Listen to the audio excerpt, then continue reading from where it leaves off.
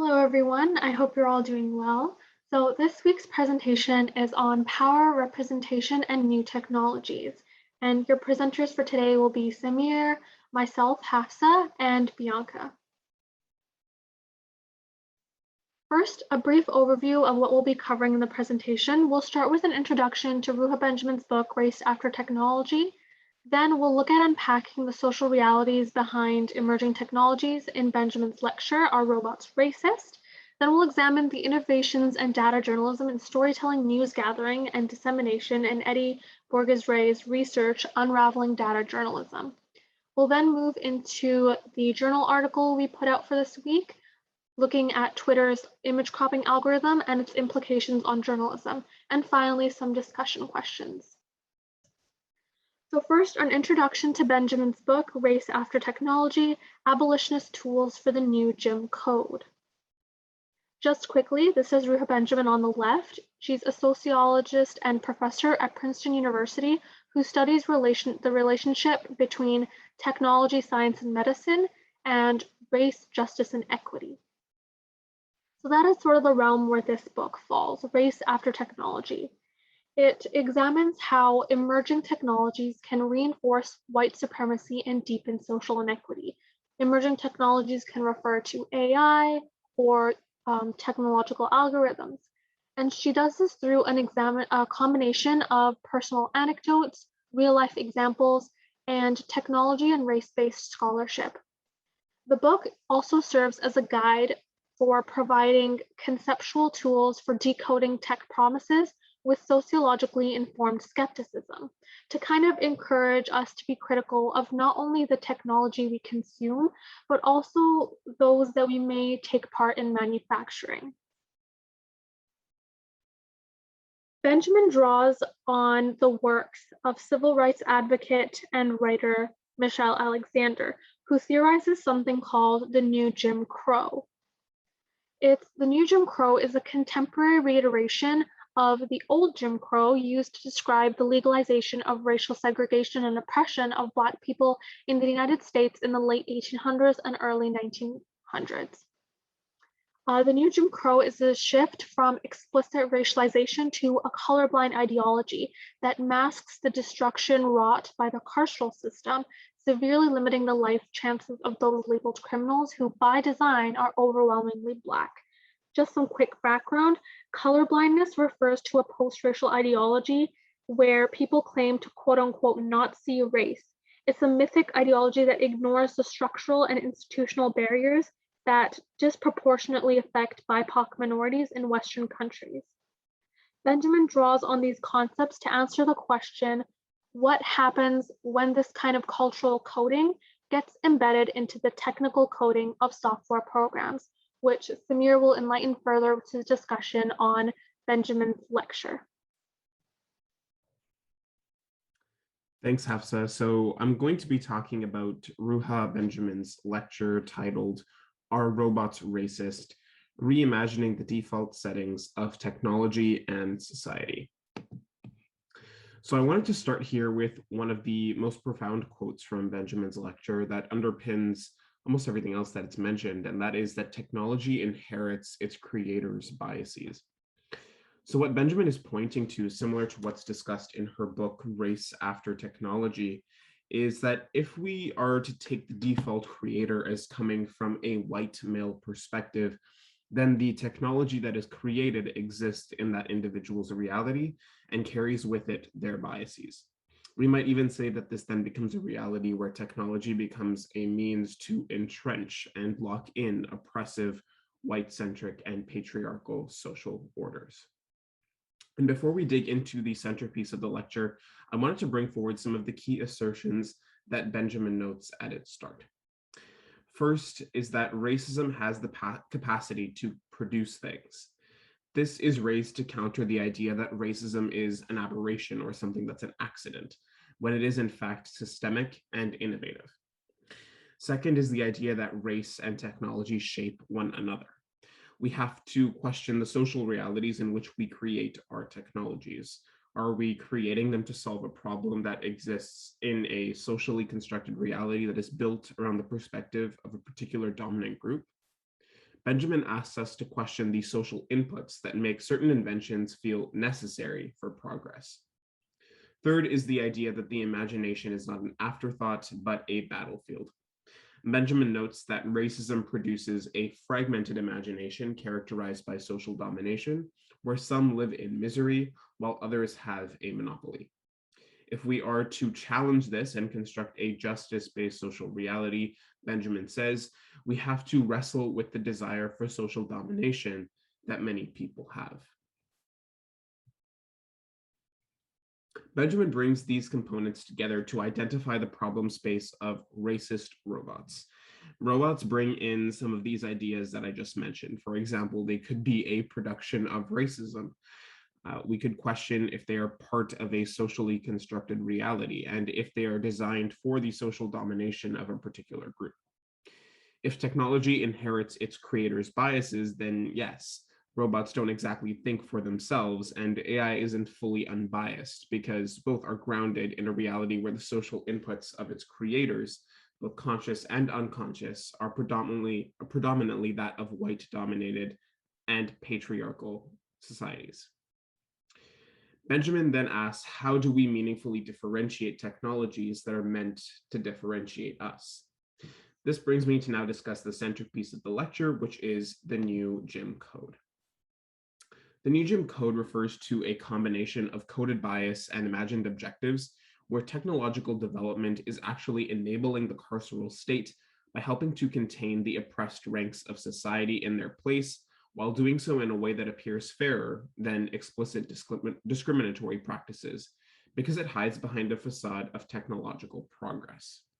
The new Jim Code speaks to how domination gets hidden, but can still be allowed to embed itself into all areas of social life. Benjamin notes that an indifference to social reality, or as I'll call it, a reproduction of social reality, can actually be more harmful than explicit malicious intent. So you might be wondering how this code can be seen in day-to-day life, and Benjamin notes an example of a national healthcare algorithm, which is used for a digital triaging service that affects millions of people. In that algorithm, race is not considered, but costs are used as a proxy to predict healthcare needs. This actually resulted in the reproduction of racial disparities, and Benjamin notes that should it have been based on need, double the Black people would have been prioritized for access to healthcare services using that algorithm. Benjamin also theorizes 4 concepts that evolve from the code that fall along a spectrum. The first is that of engineered inequity, which refers to technology that seeks to amplify social cleavages. This is based on the notion that for some to move forward, others must be contained. The second is that of default discrimination, which ignores social cleavages but reproduces the default settings of race, class, and gender. The third is that of coded exposure, and the fourth is that of technobenevolence. And Benjamin expands on the latter two in more detail, so let's turn to those now. Coded exposure is this idea that technology could be failing to see racial difference, but some forms of it could actually be exposing it and making racialized individuals hyper-visible. Coded exposure can be about the desire to be seen by technology when a camera has a harder time detecting darker skin, or it can be about surveillance systems that actually focus more on those with darker skin and identify them as threats more easily. Benjamin notes that coded exposure is connected to the prioritization of efficiency over equity and the default whiteness of tech development, which works to reproduce containment. Coded exposure tells us that when we have a new technological development, we should always ask who it is actually good for. Technobenevolence, on the other hand, is the idea that technology is actually claiming to address bias, but is still managing to reproduce or even deepen discrimination. So it could actually be making things worse because of a narrow-minded way that the idea of fairness is defined. Benjamin points to online recruiting companies as an example of technobenevolence in action. According to researchers at Princeton, the algorithms used actually associate white-sounding names with pleasant words and Black-sounding names with unpleasant ones. Amazon's hiring algorithm was also found to be discriminatory, as it favored the names of men rather than women. The idea of trying to find a quote unquote social justice robot to bypass human biases is desirable. However, it comes with major risks, as shown by this techno-benevolence concept. And as we think about it, I wanted to flag the optional reading that we posted up. It's not our selected article for analysis, but it can be particularly helpful to understand this concept. It's an article by Vox entitled AI's Islamophobia Problem. In this article, deeply problematic associations between Muslims and violence and terrorism have actually been learned by the AI technology because it's replicating the biases that exist in the human written text. In essence, the social inputs that it has been given. The researchers behind that particular AI technology have noted the importance of trying to improve it over time. However, efforts to root out and eliminate these biases are not always undertaken in tech companies. There are, however, efforts to hold tech giants accountable, says Benjamin. As examples, the lecture mentions how tech employees themselves have refused to remain complicit in how their companies support state-sanctioned forms of racism. There's work at the civil society level, outside workplaces through organizations like Data for Black Lives, which brings together people who work on tech justice policy. Finally, there's an importance in thinking about racial literacy in technological education in order to create a more diverse and informed pool of tech designers who understand the role of structural racism in technology. Benjamin says that this type of informed refusal by tech workers and organized response in civil society and education is important to counter the new Jim Code. And I'll close here with a quote from Benjamin. If a carceral imagination captures and contains, then an abolitionist imagination opens up possibilities and pathways, creates new templates, and builds on critical intellectual traditions that have continually developed insights and strategies grounded in justice. What we need to be thinking about now is how journalism fits into this abolitionist imagination, into a world where we need to try and counter the new Jim Code. This requires us to honestly examine how journalism is shaped by social realities and how it reproduces them through technology. To touch on how data journalism is implicated in all of this, I will pass it over to Bianca. In this section, we're going to be looking at research conducted by Eddie Borges-Ray on unraveling data journalism, a study of data journalism practice in British newsrooms. In the study, Borges looks at how data journalists operate within the news cycle of professional newsrooms in the UK and examines the innovations of data journalism in news gathering and dissemination through a qualitative research analysis in which Borges draws on 24 semi-structured interviews with key informants and members working for The Guardian, BBC, Financial Times, Channel 4, Trinity Mirror, The Times, CNN, and others.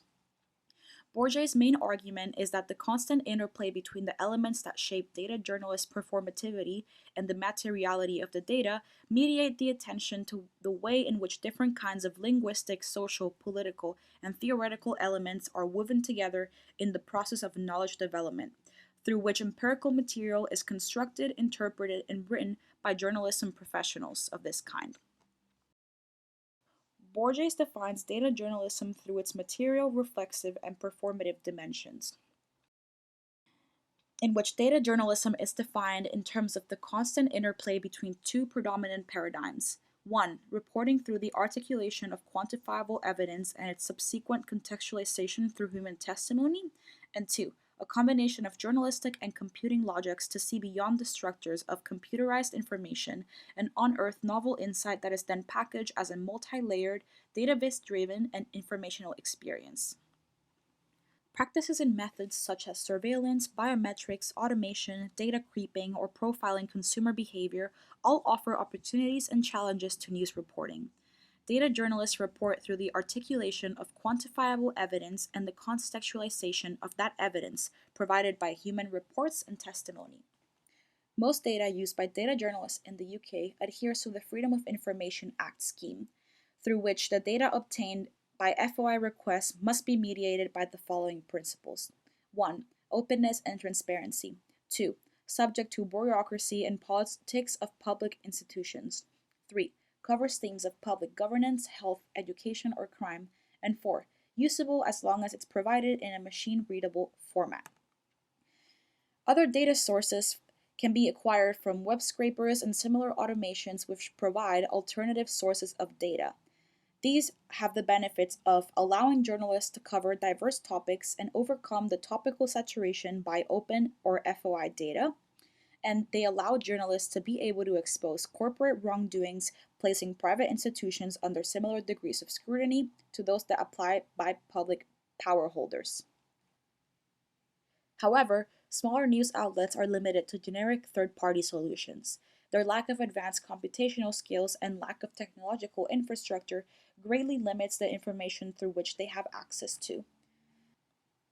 After a period of consolidation, Borges determines that data journalism practice in the United Kingdom has largely diversified into three forms of data journalism.